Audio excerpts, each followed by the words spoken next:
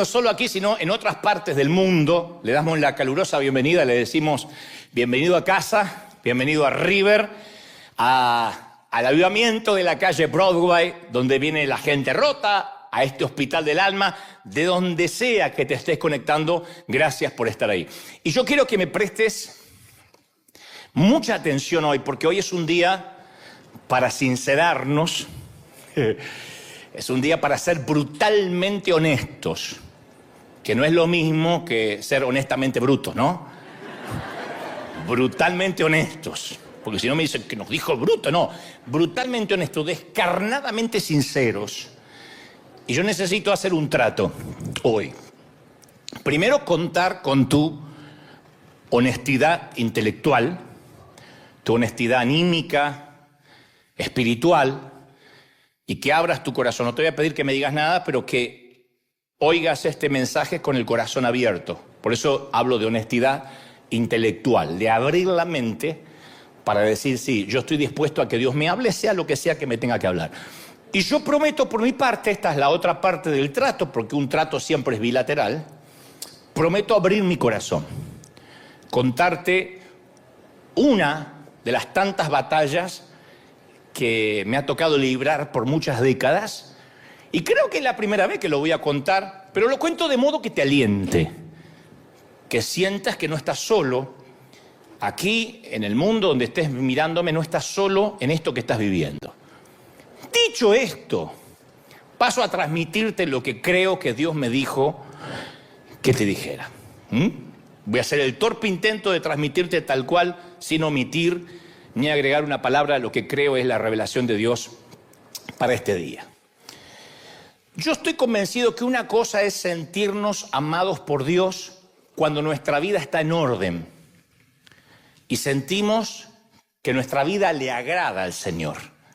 Entonces, la autoaceptación es relativamente fácil. Uno sabe que está intentando agradar al Señor, que tiene una vida medianamente en santidad. Digo medianamente porque hasta donde nos alcanza la mente no hemos metido la pata y ahí nos sentimos amados. Incluso hasta nos agradamos a nosotros mismos durante esas temporadas de la vida. Cuando uno está fuerte y está bien arriba y está viviendo una temporada linda con el Señor, de oración, de llenura, que está leyendo la Biblia más que nunca, uno es como que siente que está al control de todo, al timón de su propia vida, y se cristaliza una sensación de seguridad, de tranquilidad, de paz. Pero ¿qué sucede cuando la vida se torna difícil, como lo es? ¿Qué sucede cuando empezamos a tropezar? Cuando pecamos, cuando fracasamos, cuando nuestros sueños se rompen, cuando nuestra espiritualidad se desmorona por alguna razón y ya no estamos orando como antes, no estamos buscando a Dios como antes. ¿Qué ocurre cuando nos encontramos cara a cara con nuestra propia condición humana y no nos gusta lo que estamos viendo? No nos gusta esta temporada espiritual que estamos teniendo. Pregúntale a cualquier persona cristiana que acaba de pasar por una separación, por un despido, por un repentino accidente de auto, ¿qué siente? ¿Te divorciaste, por ejemplo? Mi pregunta siguiente es, ¿te sientes entero? Puedes que sientas alivio porque a lo mejor la pareja no funcionaba, por alguna razón indeclinable, el matrimonio estaba irremediablemente roto, pero eso no es lo importante hoy. La pregunta es, ¿cómo te sientes ahora ante Dios? ¿Tu sensación de seguridad quedó intacto o sientes como que hay cierta fragilidad? ¿Cómo queda tu sentido de autoestima después de un infortunio o después de algo que no estabas esperando? ¿Todavía te sientes como el hijo amado de Dios? ¿O sientes eso que yo he sentido por mucho tiempo, que uno es amado por Dios cuando tiene una vida más o menos perfecta y no es tan amado por Dios cuando uno tiene una vida más o menos rota?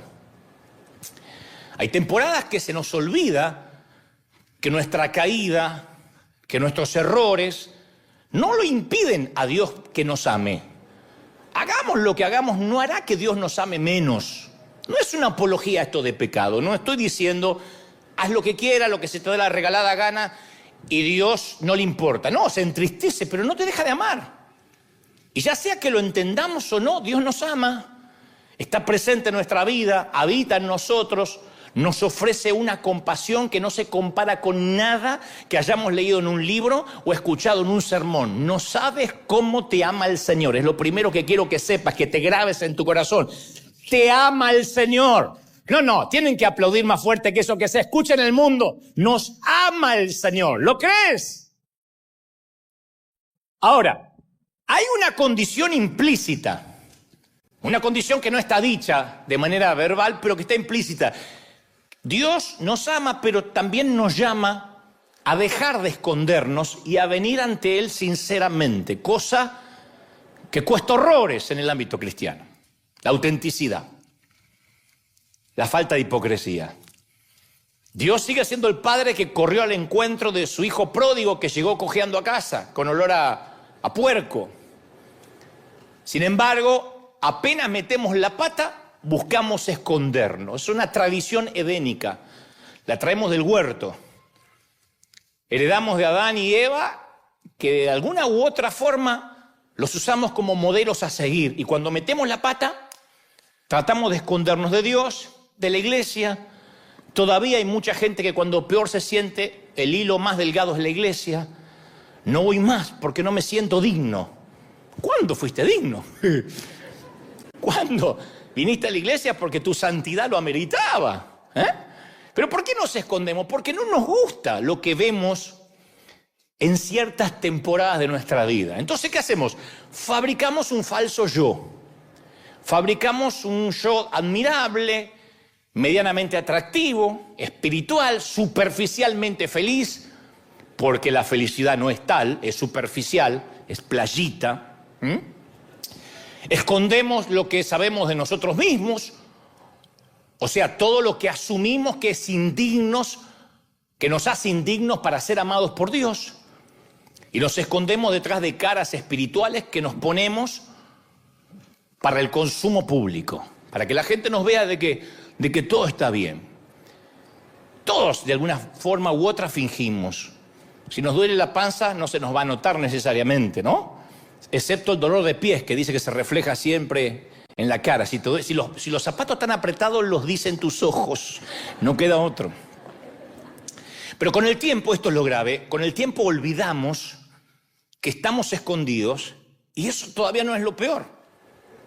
Lo peor es que pensamos que esa cara espiritual que pusimos para simular, para el consumo público, es lo que realmente somos.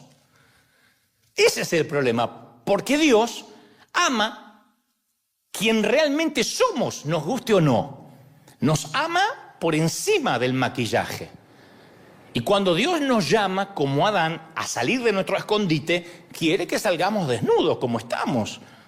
No existe ninguna cantidad de maquillaje espiritual que pueda hacer que seamos más presentables ante Él. No hay forma de maquillarse ante Dios. Puedes engañarme, puedes timarme a mí, al resto de la gente, a tu cónyuge, a tus hijos. No puedes timar a Dios. Pero a veces estamos tan hartos de nuestra propia mediocridad. Esto es entendible, te entiendo porque yo he estado en esa estación de la vida muchas veces. Que estamos tan hartos de nuestra propia inconsistencia espiritual que pretendemos que ese fingimiento se mantenga aún delante de Dios. Y conozco a muchos cristianos que se encuentran derrotados por el arma psicológica más fuerte acaso que Satanás tiene. Ese arma tiene la eficacia de un misil nuclear, la baja autoestima. Hay de los ministros que tienen temor a predicar en contra de la baja autoestima porque dicen eso es nueva era, eso es empoderar a la gente, es humanismo. Pero yo creo que es un arma sigilosa del enemigo. La mayor arma psicológica de Satanás es una sensación visceral que viene de acá, de inferioridad, de insuficiencia, de no dar la talla, de baja estima. Y ese sentimiento pone grilletes en muchos cristianos, sin importar las experiencias espirituales que han tenido, lo mucho que conozcan la palabra de Dios. Hay muchos que, a pesar que entienden su posición como hijos de Dios, están atados a un terrible sentimiento de inferioridad, de culpa.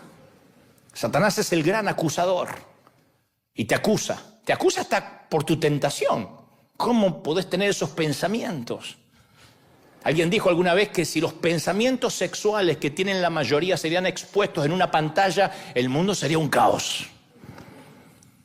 ¿Cómo puedes tener esa fantasía? ¿Cómo puedes pensar eso de otra persona? Y esas cadenas es el malestar dominante que paraliza a los cristianos y asfixia el crecimiento. No maduramos, porque la culpa no nos deja madurar.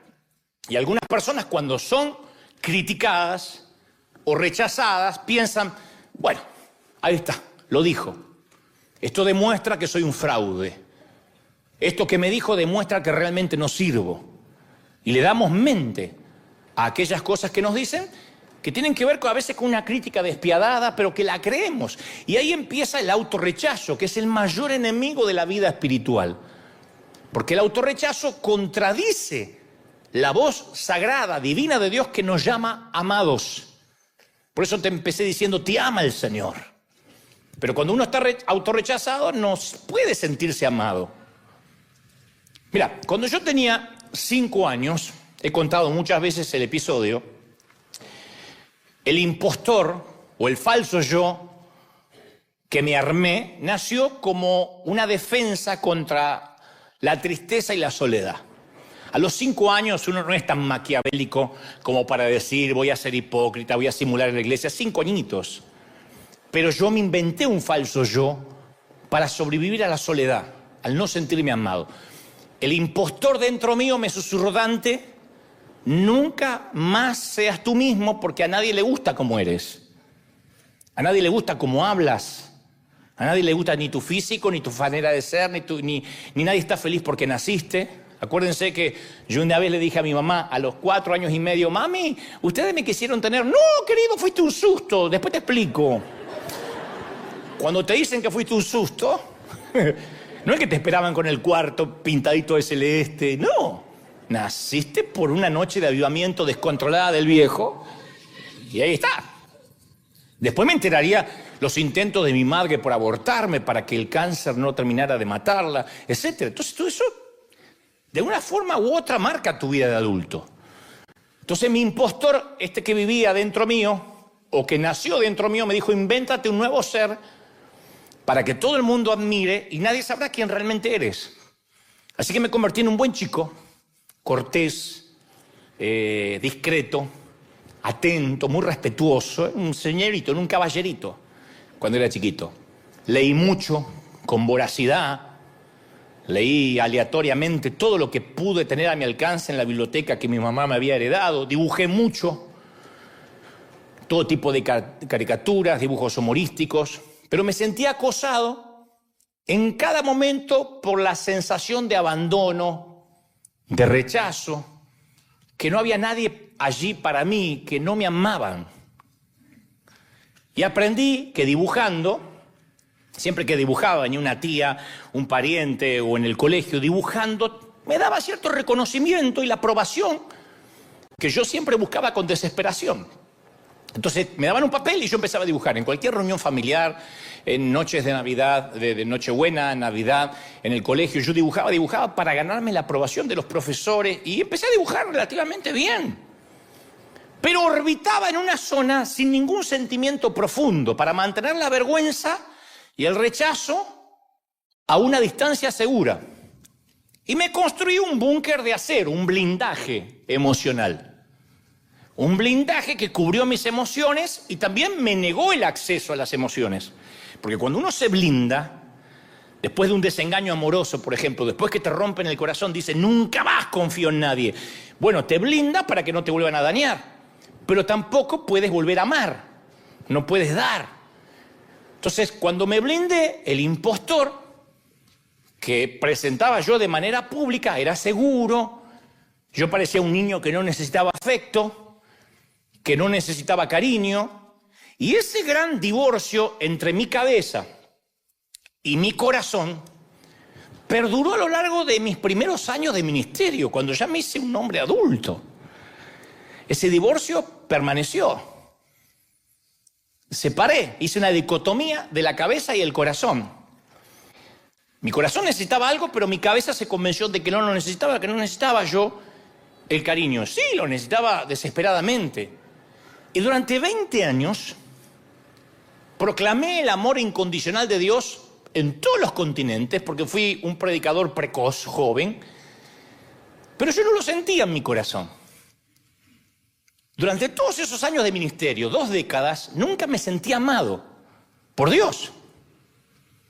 Y yo prediqué el amor de Dios. Le decía a la gente, ¿cómo te ama el Señor? Y veía que la gente se quebraba y yo por dentro decía, mira si Dios me amara así también. Pero me convencía que si se lo decía a otros, por lo menos algo estaba haciendo. Me las arreglé para ocultar esa falencia, para ocultar esa necesidad. Pero la palabra dice que todo lo que los cristianos mantenemos oculto, seguimos viviendo en una mentira que nos termina dañando. El apóstol Pablo dijo en Efesios capítulo 5, versículo 12, las cosas que se hacen en secreto son aquellas que avergüenzan a las personas aún al mencionarlas. Pero cualquier cosa que es expuesta por la luz es iluminada, y lo que es iluminado se convierte en luz. Lo que mantenemos en la oscuridad, al iluminarlo, se convierte en luz. O sea que Dios no solo perdona nuestros hechos vergonzosos, sino que incluso nos promete que va a convertir lo que a nosotros nos parece oscuro, lo peor de nosotros, en luz. Pero en un vano intento, a veces por borrar nuestro pasado, privamos a los demás del don de sanidad que podemos impartir. Porque este es el tema. Si uno oculta las heridas, si uno se vuelve hipócrita, un cristiano hipócrita, como hay tantos, que ocultamos las heridas por miedo, por vergüenza, por esnobismo, porque se estila, por el status quo, nuestra oscuridad interior no puede ser ni iluminada por el Señor, ni nos convertimos en luz para los demás. No podemos ser de bendición para nadie. ¿Cómo vamos a ayudar a un divorciado si ocultamos el divorcio? ¿Cómo vamos a ayudar a una mamá que abortó si tenemos terror de contar que algún día abortamos? Al ocultar las heridas no podemos iluminar a nadie. Una vez yo te conté de una famosa obra teatral inglesa de un solo acto que se llama El ángel que agitaba las aguas, que está basada en Juan 5:1. Es una obra teatral magnífica que dramatiza el poder del estanque de Betesda para sanar cada vez que el ángel agitaba las aguas. Y en esta historia teatral, una versión libre, una licencia que se da el autor, aparece un médico que siempre se acerca al estanque con la esperanza de ser el primero en arrojarse cuando las aguas se muevan, porque él quiere ser sanado de su melancolía. Es un hombre melancólico, es un hombre abúlico, triste, tiene una tristeza que arrastra, y él dice, yo sé que si me meto en las aguas, esto en la obra teatral, ¿no?, en la versión libre del autor, si me meto en las aguas voy a sanar mi melancolía. Y el ángel en la historia finalmente aparece y detiene al médico justo cuando está listo para entrar, porque finalmente él va a ser el primero. Y el ángel dice, retrocede, doc, tú no. Y él dice, ¿por qué si me toca? Retrocede, doctor, tú no. Dialogan un poco y el ángel le termina diciendo, mira, sin tus heridas, doctor, ¿dónde estaría tu poder y tu autoridad para sanar a otros? Es tu tristeza, es tu melancolía lo que te da autoridad, lo que hace que tu voz penetre en lo profundo del corazón de los hombres y las mujeres. Pero si eres sano, eres perfecto, no vas a poder ayudar a nadie. Los mismos ángeles no pueden alegrar a los niños tristes de la tierra, como lo puede hacer un ser humano quebrado por los avatares de la vida como eres tú. Y ahí agrega una frase magnífica y le dice, en el servicio del amor solamente los soldados heridos pueden servir. En el servicio del amor solamente los soldados heridos pueden servir. Fíjate cómo cambiaría este mensaje si yo me pongo en la posición impoluta de que a mí no me pasa nada, como muchos otros predicadores. A ti que tienes problemas en la niñez, a ti que tienes un falso yo, a ti que tienes doble vida, yo no la tengo, pero tú la tienes. Automáticamente levantas una defensa y dices, no, este tipo me quiere enseñar a vivir. Pues yo te estoy diciendo que eso lo viví, que de ahí vengo, tiene un doble valor, el valor de la empatía.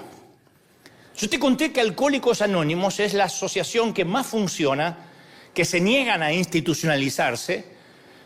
Es una institución que funciona dentro de las aulas, dentro de los templos, de las iglesias, pero nunca vas a ver un edificio como tal, porque ellos creen que solo un herido puede sanar a otro herido. No serviría que tengan un pastor a cargo, un obispo. Tiene que ser un ex alcohólico ayudando a otro ex alcohólico o a otro alcohólico a ser sobrio. Ese ex alcohólico que ayuda sabe que no puede bajar la guardia porque puede ser alcohólico en cualquier momento otra vez. No hay un momento que dice yo ya nunca más voy a caer en el alcohol y por eso ayudo a otros. Es un herido sanando a otro herido. El que estuvo en el alcohol y tiene un problema con esa adicción, tuvo su vida al descubierto, de modo que llevó su vida al borde de la destrucción por el alcoholismo. Y cuando estas personas resurgen, que van contando los días que no toman, llevo 30 días limpios, llevo 1 año y medio limpio, sin consumir.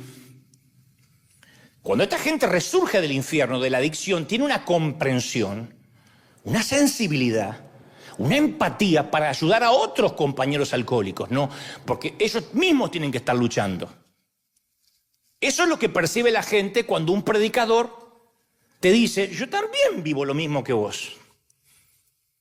Yo no llegué a un nivel que no necesito orar, que no tengo tentaciones, y ustedes, humildes mortales, escuchen ovejerío de Dios. Yo siempre digo, y algunos colegas me dicen, no te muestres vulnerable, eso no le hace bien a la gente. Le digo, no, al contrario.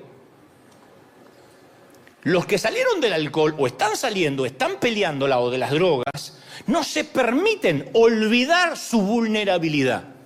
El que está firme, mire que no caiga. Entonces uno no se puede olvidar que estamos rotos. Las heridas son reconocidas, aceptadas, mantenidas a la vista. Y esas heridas son utilizadas para iluminar sus propias vidas mientras traen sanidad a los otros. Tus heridas traen sanidad a los otros. Cuando sales de algo donde literalmente sentías que tu vida se iba a pique, puedes decirle a otro que cree que su vida se está yendo a pique, no bajes los brazos, no te entregues.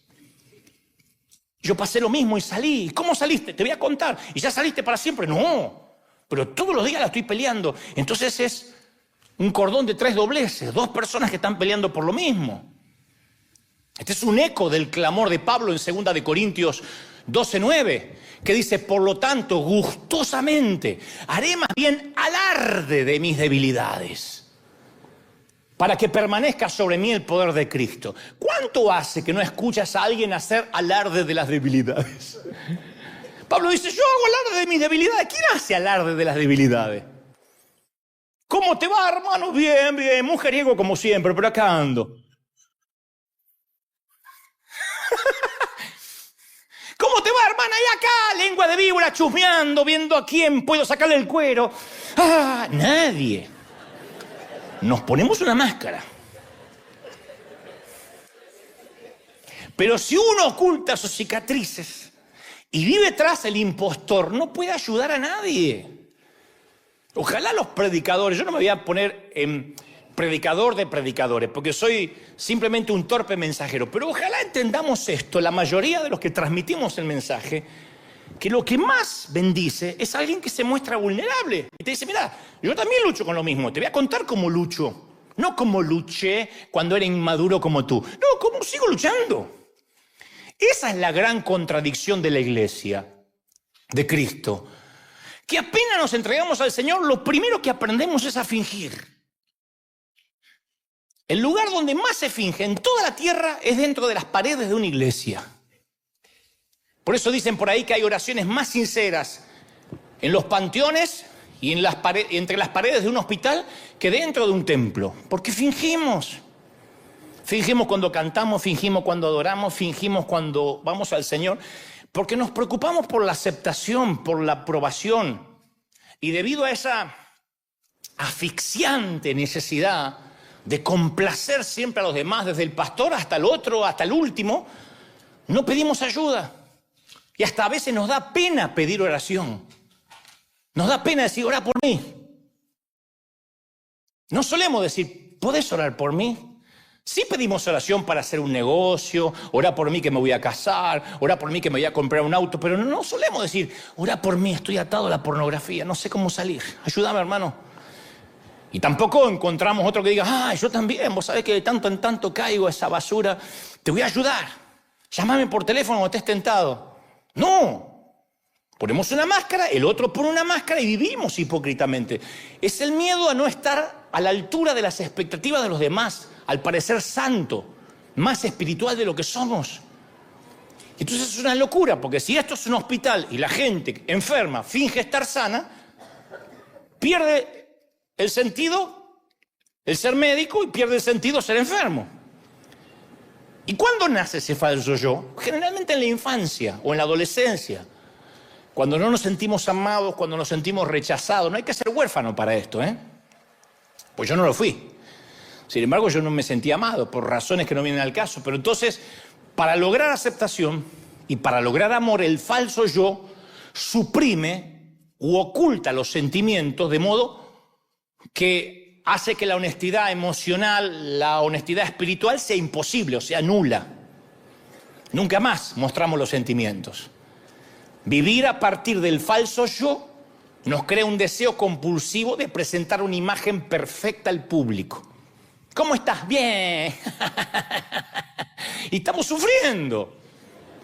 Para que todo el mundo nos admire y nos conozca como somos y tenemos el mejor matrimonio y los hijos nuestros son los más estudiosos y hasta nuestra suegra es santa. Mirá lo que te digo, ¿a dónde llega el fingimiento?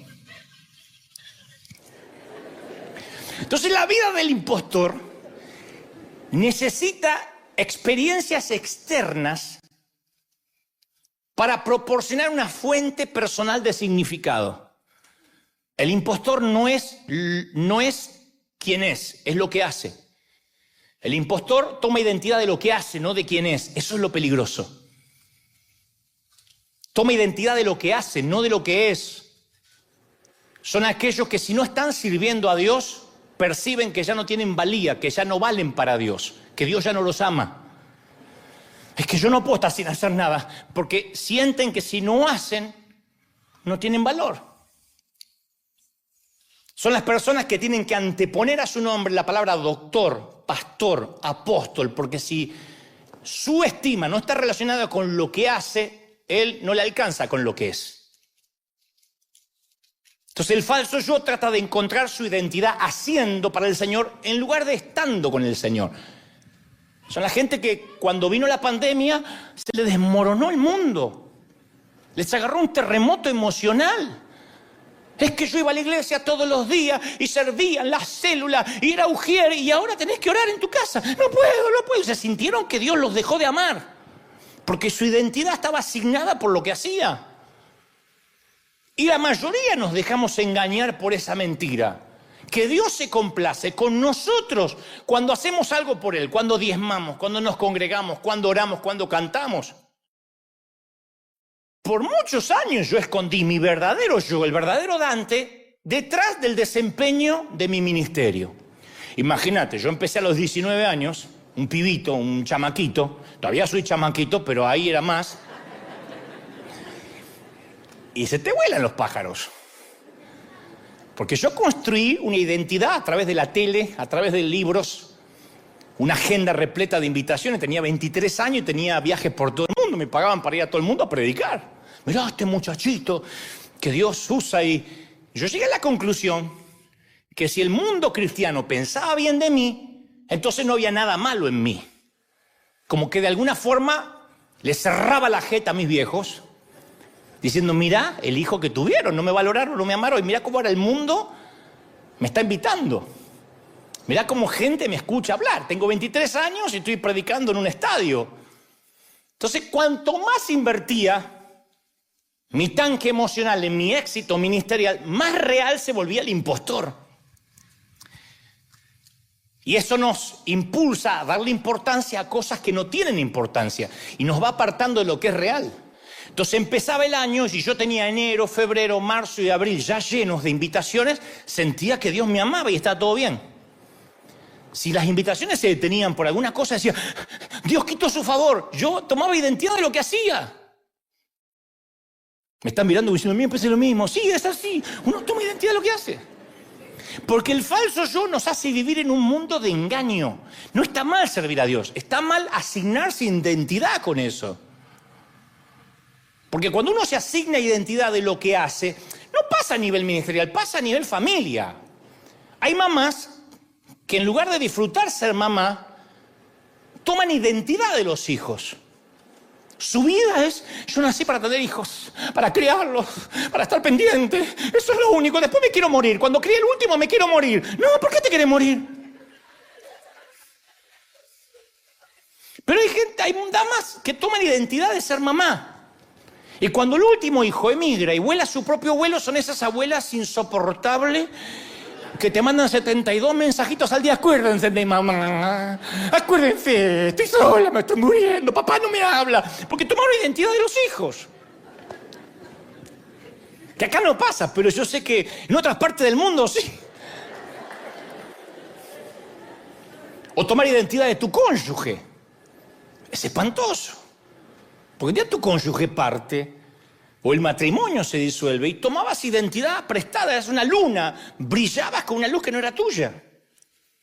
Entonces no podemos reconocer, cuando uno vive de una luz prestada, no podemos reconocer el vacío que hay en nosotros. Por el contrario, como servimos a Dios y estamos metidos en un montón de cosas, ignoramos ese vacío, barnizamos la verdad y distorsionamos la realidad. Y esto me trae a la mente las palabras del apóstol Juan, que dijo, si afirmamos que no tenemos pecado, en 1 de Juan 1:8, si afirmamos, no, yo no tengo pecado, nos engañamos a nosotros mismos y no tenemos la verdad. ¿Y qué es lo que te va a hacer libre? La verdad. Pero si uno dice, no, yo no soy así. Si uno afirma que no tiene pecado, seguimos en oscuridad. Entonces yo me acuerdo que mi deseo, mi anhelo de aprobación, ese que no tuve en la infancia, luego de adulto, me hacía tambalear por un deseo a que me acepten, a que me amen. Yo quería que otros pastores me amaran. Hoy me río de eso, hoy no me quiere casi ninguno. En ese entonces yo deseaba que me aceptaran.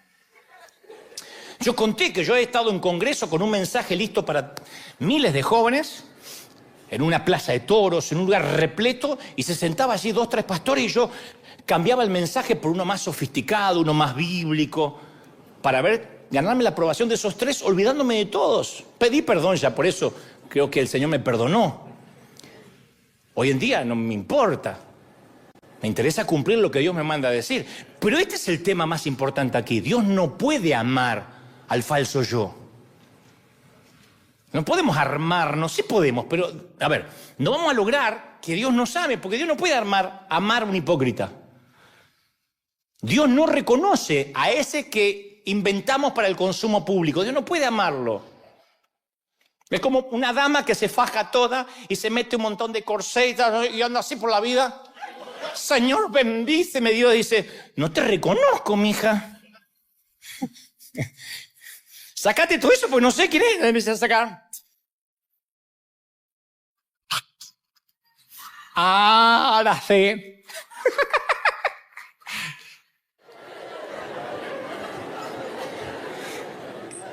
Y ser desconocido por Dios, esa es la verdadera tragedia, señores. Ser desconocido por Dios es la verdadera tragedia. Cuando uno elige una vida de apariencia, nos alejamos de Dios. Cuando uno quiere aparentar, vas a ganarte el beneplácito de muchos, pero el rechazo de Dios. Porque solo puede haber 2 amores básicos. El amor de Dios hasta olvidarse de uno mismo, o el amor de mí mismo hasta olvidarme de Dios. Si me empiezo a amar a mí y a cuidarme a mí, me voy a olvidar de Dios. Y si amo a Dios, me voy a olvidar de mí. Y la triste ironía es que el impostor no puede experimentar intimidad en ninguna relación. No hay peor cosa que estar casado o casada con un impostor, con una persona falsa, que nunca lo terminas de conocer. Ahora, si eso es trágico para una pareja, imagínate lo que es para Dios. Cuando somos incapaces de tener intimidad con nosotros mismos, también somos insensibles a las necesidades de los demás.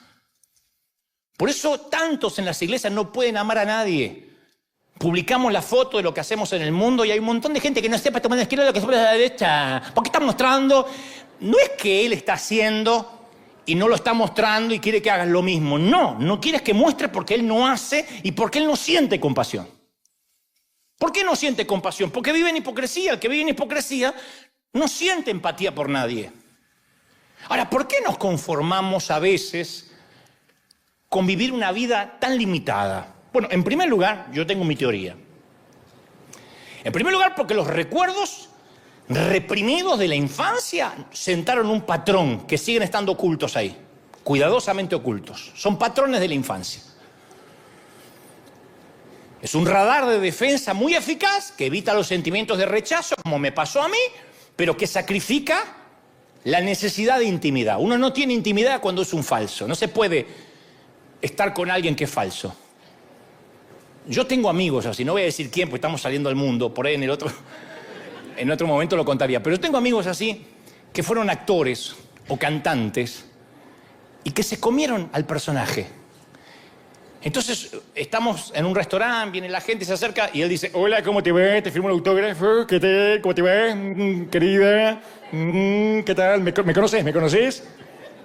Pero qué raro, ¿de qué generación sos?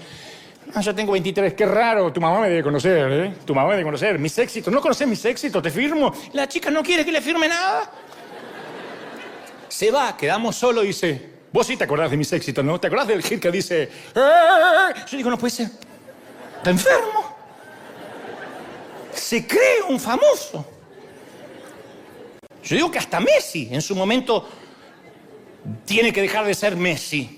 Cuando está con su mujer, cuando está con los hijos. No, hay gente que vive en un personaje, vive en una cápsula de hipocresía. Esto con los cristianos evangélicos es un modus operandi. ¿Qué tal? Dios te bendiga, la paz del Cordero Inmaculado lo redima de la concupiscencia de la carne. Ahí conmigo me estoy empoderando en el nombre del Señor. ¿De verdad? Van así en la carnicería, carnicero, en el nombre del Señor, denme un poco de nalga. ¿Es así? No. Entonces, ese sistema de fingimiento, de apariencia, se construye desde los primeros años de vida. ¿Cuándo? Cuando detectamos que no somos amados. Y en segundo lugar, vivimos limitados. ¿Saben por qué? Porque vivimos así por cobardes.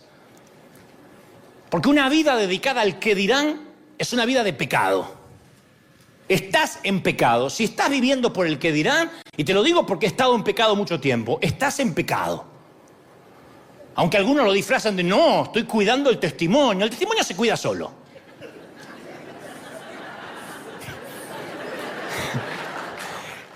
No hay que cuidar el testimonio se cuida solo. Hay que cuidar el testimonio. Hay que poner el testimonio en Instagram para que vean que todo está feliz, porque hay que cuidar el testimonio. El testimonio se queda solo. Si uno vive bien, el testimonio habla a los gritos.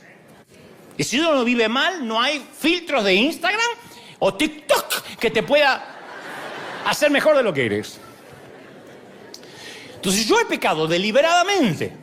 ¿Cómo? Al negarme a pensar, sentir, actuar, responder y vivir de acuerdo a mi yo auténtico. Por mucho tiempo. Y nos negamos a ser nosotros mismos con Dios y luego nos preguntamos: ¿por qué no tengo intimidad con Dios? Siempre que oramos, siempre que vamos a orar, ¿saben lo que debería ser la oración? Una necesidad de satisfacer nuestro corazón, de estar con Él. No es meramente ir a pedir cosas. No es ni Santa Claus, ni es el genio de Aladdin. Orar es la respiración de nuestra vida espiritual, estar unido con Dios. Es la respiración. Ahora, pregunto, no tienen que decirme, pero en sus corazones, ¿pasaste largas temporadas sin poder orar? ¿Tuviste temor a veces de estar a solas con Dios? ¿Te está costando, te costó horrores hacer un devocional? ¿Te es más fácil irte a dormir con una maratón de Netflix antes que arrodillarte a los pies de la cama y que tus últimas palabras sean dirigidas a Él? Porque cuando uno lo calma más, el juego del calamar,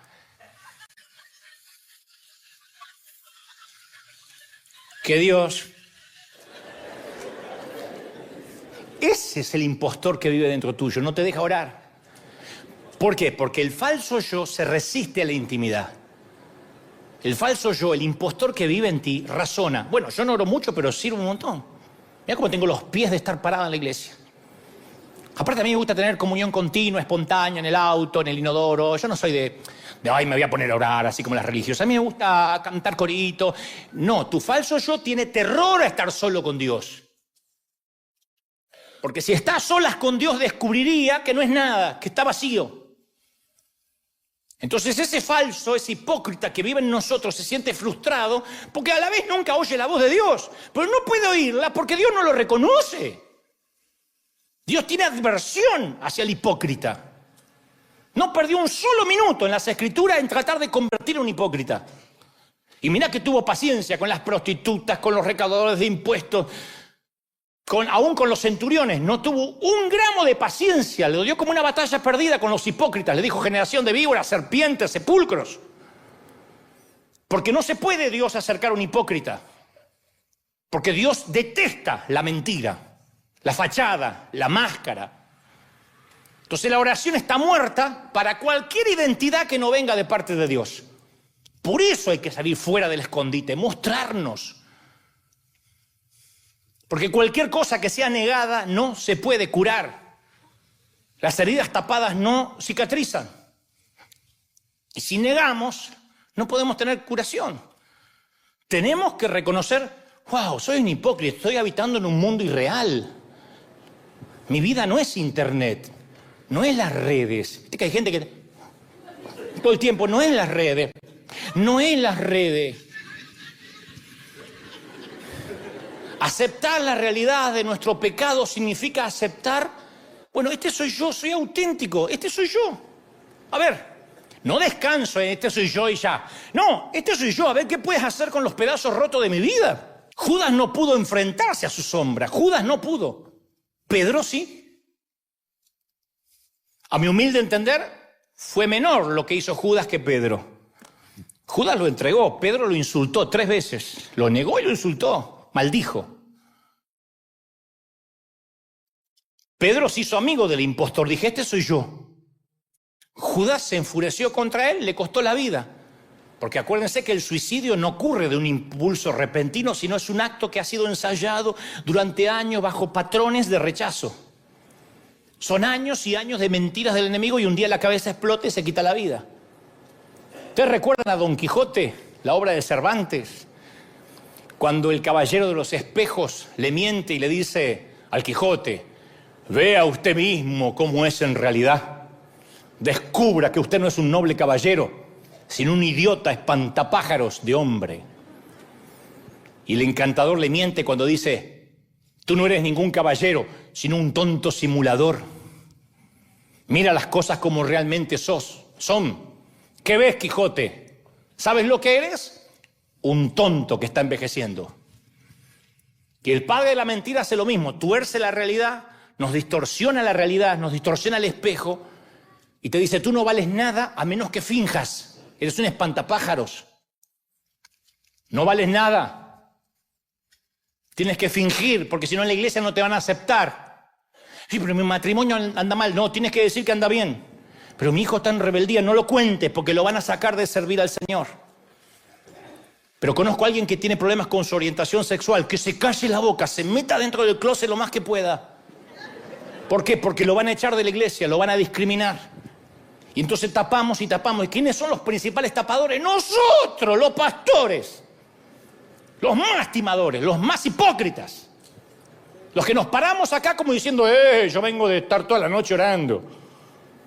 Y traigo una revelación fresca. Brrr, me está bajando ahora el mail. Nosotros sugerimos eso y la gente lo alimenta.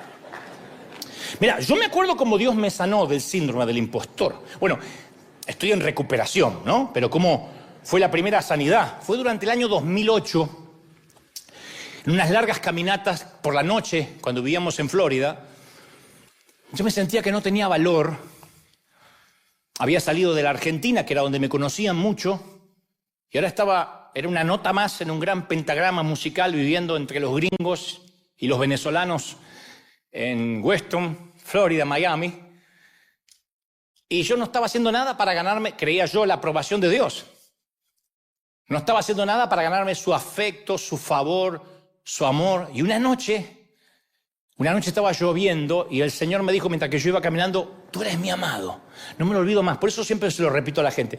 Tú eres mi amado. Defínete radicalmente a ti mismo como el amado de Dios. Cuando te pregunten quién eres, aquel a quien Dios ama. Porque mi amor por ti, Dante, constituye quién eres. Deja que eso se convierta en lo más importante de tu vida. Te amo. Sí, pero no me estás usando. Shh, te amo. Pero no me estás jetón. Te amo. Bueno, lo de jetón creo que no lo dijo, pero yo lo percibí. Entonces la base de mi patrimonio personal no son mis bienes, no son mis talentos, no es la estima de los demás, no es mi reputación, no son los aplausos, no son las críticas despiadadas. Yo me quedé anclado en Dios, en cuya presencia cada vez que voy estoy desnudo, que me vuelve a decir, ¿cómo te amo? Tú eres mi hijo amado, Dante, te amo. Te voy a dar el amor que no te dieron tus padres, que no te dio la iglesia. ¿Los crees? ¿Cuántos quieren ese Dios? Díganme amén. Yo pensé que Dios había perdido su interés en mí. Un año en que y eso que salía a predicar. Pero yo me sentía que durante la semana no hacía nada. Y Él me habló a través de Isaías 49:15. Me dijo, ¿puede una madre olvidar a su niño de pecho y dejar de amar al hijo que dio a luz? Aunque ella se olvidara, yo nunca te voy a olvidar, jamás. Yo te di a luz, yo te parí. ¿Tú lo crees? Y ahí yo sentí que el impostor se desvaneció y yo entré en contacto con mi verdadero yo, con mi verdadero ser, con mi Dante auténtico. No me gustó lo que vi, pero mi anhelo de reconocimiento desapareció. O empezó a desaparecer, no digo fue así, pero empezó a desaparecer. Porque solía suceder que nunca me sentía seguro conmigo mismo, a menos que estuviera desempeñándome a la perfección. Si yo predicaba bien, por ejemplo, en un congreso, y me iba detrás y decía, tremendo cómo Dios te usó. ¿En serio? Sí, en un momento cuando hiciste así, la gente se cayó. ¿Así? ¿Cómo así? ¡Oh! Sí, no, tremendo. Entonces yo me iba a casa sabiendo que me comía el mundo. Yo era Justin Bieber. La Kardashian. Yo sentía que, aleluya, y, no, tremendo. Y entonces trataba de salir rápido de la zona privada para meterme entre la gente, para ver que la gente me alimentara el ego. Pero no es que diga, ay, qué orgulloso. No, yo luchaba con todo lo contrario. Yo me sentía una cucaracha. Entonces yo iba entre la gente, hermano, ¡ay, no! ¿Lo viste? Había un ángel detrás de él. Y yo estaba, ¡oh! Y me acariciaba el ego. Y me quedaba un rato en el estacionamiento a ver si me quedó alguien por decir algo que me quería decir. Pero así todo, cuando uno vive de los aplausos, llega una crítica y te liquida. Venía alguien y decía, la verdad es que te veo poco espiritual, ¿eh? Esta prédica la estás repitiendo mucho, ¿no tenés otra? Y esa palabra me liquidaba. Vamos a comer, Dante. No, me voy al hotel, estoy cansado, me voy al hotel. Me quería tirar en el hotel, taparme con la manta, me sentí una porquería. Yo dependía de un ganso que por ahí ni escuchó, como los que opinan en las redes. Sos un falso profeta. Y se va a mirar porno. Entonces, uno le cree. Mi deseo de ser perfecto había trascendido mi deseo por Dios. Entonces, traumatizado, tiranizado por esa mentalidad, interpreté la debilidad como mediocridad y falta de espiritualidad.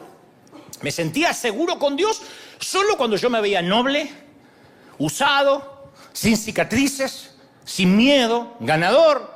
Encima el ámbito evangélico no ayuda porque uno va a canales de televisión cristianos, a radios cristianas y todos se mueven así, todos están con sus trajes de diseño y todos huelen rico, aleluya, y llegan todos con sus guardaespaldas. Entonces uno dice, wow, todavía tengo que llegar a eso, todavía me falta, todavía no tengo guardaespaldas. No sé quién me va a querer matar, pero tengo que tener uno. No sé para qué sirve, pero se usa. Entonces, y Jesús me quitó el velo del desempeño perfeccionista, y cuando fui perdonado y libre fue como que si me extirparan un tumor. Aprendí a vivir el hoy, el momento presente. Dejé de proyectarme hacia el futuro. Uy, si me invitan acá, por ahí me ve aquel y me lleva allá. Dejé de importarme, me dejó de importar el deslumbrar a otros. Perdí el miedo al que dirán. Vos no sabés la libertad que es vestirte sin que te importe el que dirán. Porque hay gente que va caminando así. Es que la moda duele. ¿Y por qué te duele? Está bien, no va a venir en chanclas, pero... pucha. Aprendí una nueva forma de ser conmigo. Me empecé a llevar bien conmigo. Dije, qué buen tipo soy. No era tan malo. Me sentí amado, valorado. Y el quitarme la máscara me liberó del temor a los hombres. Me liberó del temor a lo que van a pensar de mí, del miedo a abrirme, a ser vulnerable. El miedo a que me conozcan tal cual soy. ¿No sabés lo que era? En esos años yo predicaba y después estaba perseguido un mes por lo que había predicado. Ay, no tenía que haber contado eso. Ay, qué estúpido. Ay, quedé como un bobo cuando dije ese chiste. Ay, no. Y ni te digo si alguien decía, en un momento se te salió el pañuelito un poco más. Ay, ¿por qué no me avisaron? Ay, qué estúpido, tenía el pañuelito salido. ¡Un inseguro! Hace muchos años ya. No importa, trecuerno ahora. Pero mi lema comenzó a ser, nada que proteger, nada que perder. No tengo que proteger ninguna reputación. Yo soy el amado del Señor. Y si soy el amado del Señor, me vuelvo seguro, inmune a las críticas, a los aplausos. Además, escucha, cuando conozcas a tu ser auténtico, ese es el ser más extraordinario, el auténtico, el que más subyuga. Ese es el que enamora, el que subyuga, el que atrae, el auténtico. Ese yo discreto que tiembla en el invierno, que suda en el verano, que se despierta con el ojo hinchado, que va reptando hasta el baño para ir a orinar, que se abre camino a través del tránsito entre los chinitos, que compra en el supermercado, que saca el tacho de basura, que es feliz tomando una copa de Malbec mendocino que deberían tomarlo para la Santa Cena para que esté ungida. Mientras que el impostor asigna su identidad en la adulación o la crítica, el verdadero yo afirma su identidad al saberse amado. Y el auténtico encuentra a Dios en las cosas cotidianas de la vida, no en la búsqueda de experiencias místicas. ¿Viste que hay gente que si no se cae, si no le agarra la tembladera, Dios no lo tocó? Hace poco alguien se fue de esta iglesia y dijo, me voy, acá no hay mucha chiripiorca. Bueno, vete todos los capítulos del Chavo y que te agarre la chiripiorca. Cuando te canses, volvé.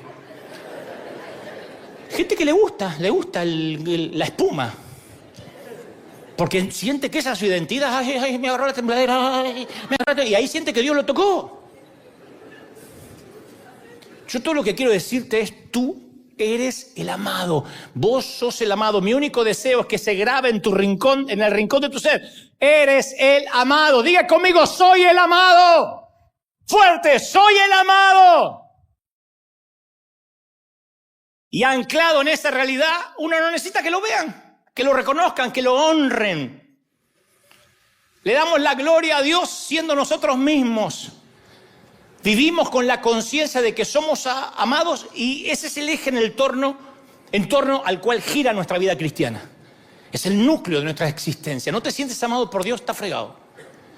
Y no es porque Él te ame o no te ame, es porque uno no se siente, es la percepción. Ese es el nombre por el cual Dios nos conoce. Apocalipsis 2:17 dice, al que salga vencedor, le daré el maná escondido y le daré también una piedrecita blanca donde hay un nombre escrito, un nombre nuevo que solo conoce el que lo recibe. Entonces, si tengo que buscar una identidad fuera de mí mismo, me va a seducir la necesidad que me honren. Uy, fui hasta la iglesia y no me dijeron pastor. Uy, se olvidaron de decir que yo escribí varios libros, y cuando me presenten digan conmigo que la iglesia tiene tantos miles. O puedo encontrar, en su defecto, mi centro de gravedad en las relaciones interpersonales. Como decía recién, que nos halague la gente. Y a veces la iglesia tenemos la culpa de halagar a la gente, halagar a los demás. Ay, usted está tan ungido, ay, el siervo, ay, usted es el líder.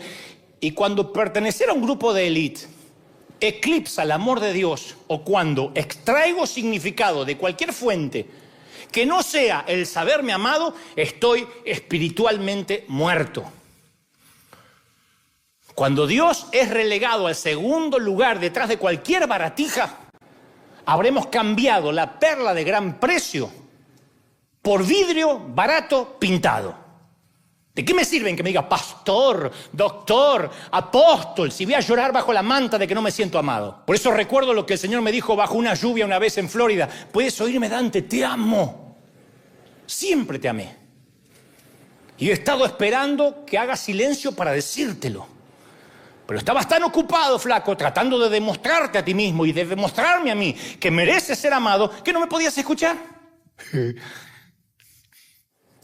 Porque yo sabía que continuamente decepcionaba a Dios. Una parte de mí que me avergonzaba. Entonces yo huía de mis debilidades, negaba quién era yo y me concentraba en lo que quería hacer, en el modelo terminado. Pero no fue hasta que abracé mis partes rotas que recién ahí pude identificarme con las partes rotas de los demás. Mi rol era identificarme con el dolor de los demás, no tratar de aconsejarlos o que cambien de vida necesariamente. Ministrar es compartir, no dominar. Es comprender, no teologizar. Es cuidar, no controlar. En todo caso, cuido las ovejas, no las controlo. Y yo solo sé que en ciertas temporadas todos hacemos un ajuste en nuestras vidas. Ese fue uno de los momentos para mí. Si miras mi vida en un mapa, difícilmente en el 2008 veas algún cambio profundo, pero sí hay un ligero cambio de dirección. Pero yo te puedo decir que se siente muy diferente ahora. No tengo que maquillarme para hablar con Dios. ¿No sabes lo que es eso? No tengo que maquillarme para hablar con Dios. Porque aparte Él conoce mis pensamientos, mi corazón. A veces le digo, ¿viste, Señor? El Señor dice, Pero siempre nuestras charlas terminan, haga lo que haga, Dante, eres amado. Y por alguna extraña razón eso es más que suficiente para mí. Me dio identidad. Menos mal que eso lo aprendí antes que las redes sociales estuvieran en auge. En una noche lluviosa, una vasija de arcilla con pies de barro se puso de pie al saberse amado. Claro, yo pretendía ser un gigante espiritual, pero me di cuenta que era un hombre común que se encontró con Dios, el Dios de la gente común. El Dios que toma los pelagatos destartalados y los eleva hasta sentarlos con príncipes, con reyes. Ese Dios que nos amó tanto que dio a su Hijo unigénito para que nadie se pierda, pero la retórica religiosa nos hizo olvidar que Él nos amó tanto. Nos olvidamos que nos ama. Entonces yo quiero que hoy te definas como alguien, que digas mi identidad, a partir de ahora soy la amada de Dios. Ese es mi yo, lo otro es ilusión, soy la amada de Dios. Tú no eres tu apellido ni el apellido de tu esposo. Tú no eres lo que haces, ni lo que antepone a tu nombre, ni lo que figura en la firma de tu email. A mí me fascina leer Juan 13:23 porque dice, y uno de sus discípulos, el cual Jesús amaba, estaba recostado en el pecho de Jesús. Juan deja caer su cabeza en el corazón de Dios. Imagínate tu cabeza en el pecho de quien acomodó el cosmos, el que metió los océanos en su cauce y niveló las montañas. No, eso no puede ser un hecho histórico. ¿Por qué la Biblia dice que él se acostaba sobre el pecho? Porque quería Juan que comprendamos la profundidad de relación que podríamos tener con Dios. Dios le permite a un joven judío de 20 y tantos años que descanse en su pecho y que escuche los latidos de su corazón. Se le impregnó el perfume a Juan. ¿Alguien vio a un Jesús más tierno que esa escena? Vení. Y es evidente que para acostarse sobre su pecho no estaba intimidado por Jesús, no tenía miedo de maestro. No era un místico encapuchado o una cara espectral con un manto que fluye. Juan estaba afectado por la santidad de este hombre y no era como yo, que antes de erradicar mi falso yo veía a Dios como esos dioses griegos que cuando lo dejas de agradar, ¡fua!, te fulmina con su espada. No, cuando Juan se inclina sobre el pecho de Jesús y escucha los latidos del corazón del maestro, llega a conocerlo mucho más allá de un conocimiento cognitivo. Porque hay una diferencia enorme entre saber acerca de alguien y conocerlo. Porque yo puedo saber todo de ti. Cualquiera puede saber todo de mí y de ti. Nombre, lugar de nacimiento, familia de origen, formación educativa, hábitos, apariencia. Pero eso no dice nada de ti. Tu banco sabe eso. El IRS sabe eso. ¿En serio? ¿Y? Creo que sí. Tu ginecólogo, tu urólogo. El gobierno sabe eso de nosotros. Pero eso no significa que nos conocen. Y Juan experimenta a Jesús como el Dios de amor. Y al llegar a conocer quién es Dios, Juan descubre quién es Él. El discípulo al cual Jesús amaba. Años después, el evangelista escribiría: en el amor no hay temor, porque el amor perfecto echa fuera el miedo. Y el que tiene miedo al castigo es porque no se perfeccionó en el amor. Cuando tenés miedo que Dios te va a castigar es porque no lo amás, no te perfeccionaste en sentir los latidos de su corazón. Juan no tenía una doctrina heredada, sino un mensaje nacido en su experiencia. Él declaró: Dios es amor. En 1 de Juan 4:16, Dios es amor. No dijo Dios tiene amor, Dios es. Si encuentro a Cristo, me encuentro a mí. Y si me encuentro a mi verdadero yo, sigo con Él. Juan no creía que Jesús era lo importante. Juan creía que Jesús era lo único, no lo más importante. Él era el discípulo al que Jesús amaba. ¿Tú lo crees de verdad, sí o no? Y escuchá, unos 60 años después de la resurrección del apóstol, como un viejo minero que encuentra todavía pepitas de oro, Juan rememora algunos episodios de los 3 años que vivió con él. Hizo una referencia puntual a aquella noche cuando todo cobró sentido para él y afirmó su identidad. Dijo, Juan 21:20, al volverse, Pedro vio que lo seguía el discípulo al que Jesús amaba, el mismo que en la cena se había recostado sobre Jesús. ¿Te imaginas que estamos cenando? No me voy a comparar con Jesús, pero estamos cenando nosotros. Me decís: Dante, ¿me puedo acostar acá? Acá. Un ratito, a sentir el corazón. Dale. Y se acuesta acá el gordo. Y yo quedo así. Pero si le preguntabas a Juan, si le preguntaran a Juan en ese entonces: ¿y usted qué hace? En la iglesia, ¿qué hace? ¿A qué se dedica? Él no diría: yo soy apóstol, yo soy un escritor de los evangelios. Él diría: yo soy aquel al que Jesús ama. Y hay que mirar a Dios bajo el prisma de los valores juánicos, o sea, a través de los ojos de Juan. Lo único que nos trae identidad no es la denominación, la doctrina, venir a River, sino todo se reduce a la pregunta: ¿me amas? Solamente el amor de Cristo te va a dar dignidad. Antes de que viniera la autoridad sobre Pedro, 3 veces le preguntó Jesús: ¿me amas? Si la autoridad es dada, debe estar basada en el amor de Jesús. Si no, no tienes autoridad ni para predicar, ni para servir. El liderazgo no es confiado por Dios a los brillantes oradores, a los genios administrativos, a los teólogos, a los profetas, sino a aquellos que se sienten amados por Él. Nuestro liderazgo está basado en una relación íntima con el Señor. Pero a veces vemos que si Dios nos bendice es porque yo hago las cosas bien. Si me deja de bendecir, porque hago las cosas mal. Es una noción que tiene que salirse de nuestra cabeza. El Dios de Noé, que ve las personas en pecado y manda un diluvio.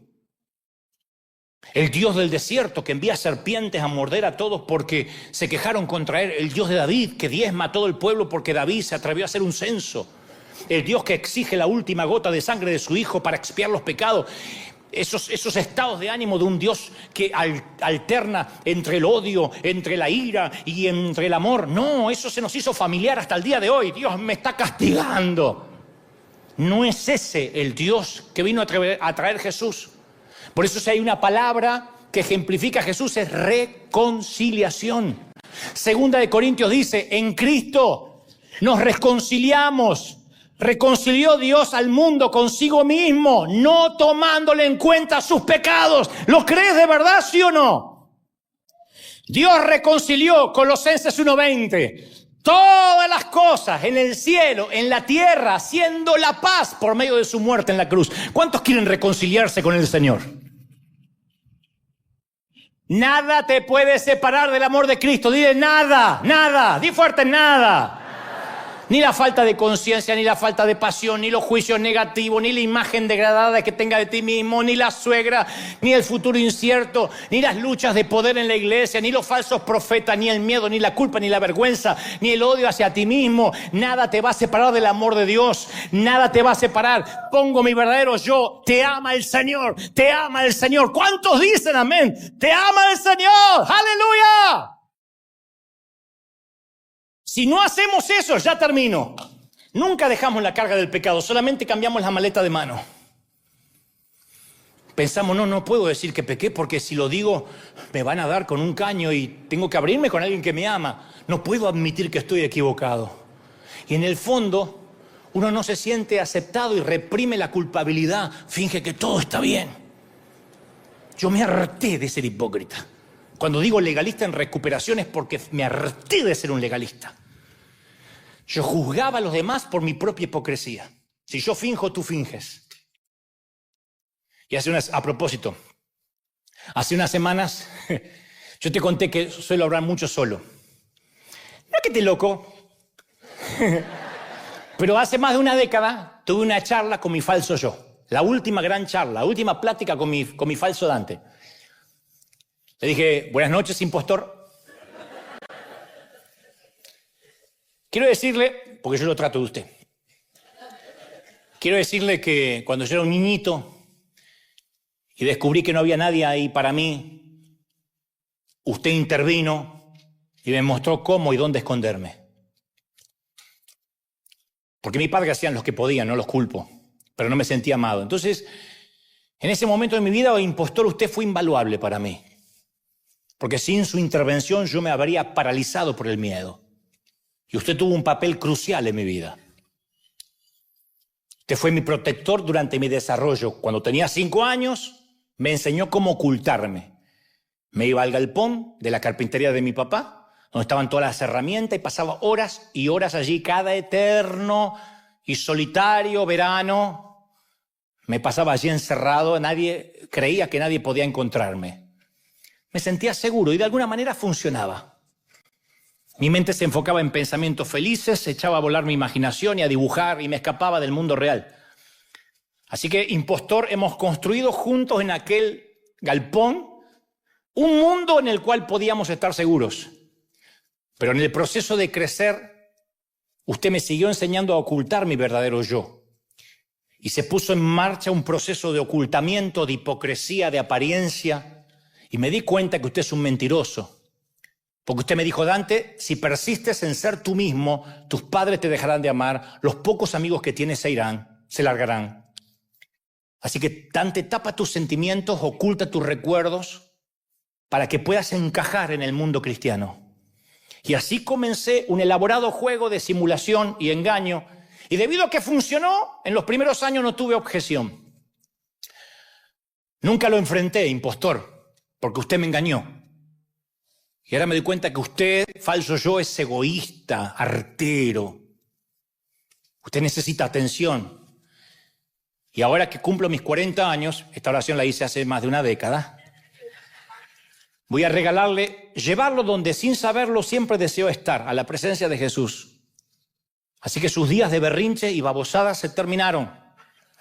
En la presencia de Jesús me doy cuenta de que usted ya, apenas lo llevo ahí, ya comienza a menguar. Claro, no morirá definitivamente, a veces querrá resucitar. Pero a medida que pase más tiempo, ese falso yo en la presencia de Jesús necesitará menos adulación, menos aplausos. Y en su presencia se va a deleitar de lo que significa vivir por gracia y no por propio comportamiento ni doctrina. Y a partir de esa charla, en la que me despedí oficialmente de mi impostor, comencé a contagiarme del corazón de Jesús. Nunca había tenido comunión con el Señor hasta hace una década. Y ven en qué sirvo hace 30 y tantos. Ocurrió orgánicamente. Hay una anécdota que cuenta un chico granjero que su única habilidad era encontrar burros perdidos. Y cuando le preguntaba, ¿cómo los encuentras? Decía, me pregunto dónde iría yo si fuera un idiota y ahí lo encuentro.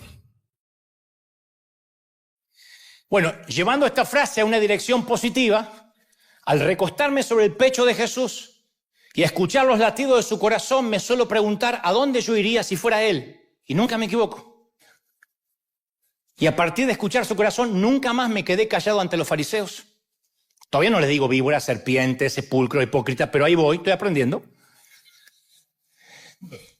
Mi corazón empezó a latir por los verdaderos perdidos, por los rotos, los que necesitan médico.